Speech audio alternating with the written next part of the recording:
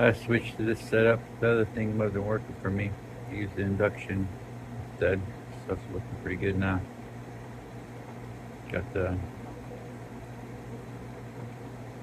Everclear boiling now, even though you see the water not boiling, but the stuff inside the jar is. And we're evaporating it until it becomes tar.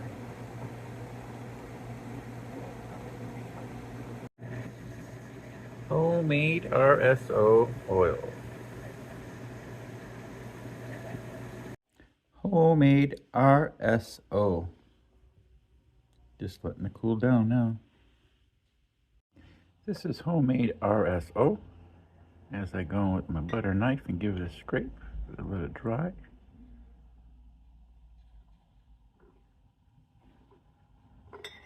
This is what it looks like.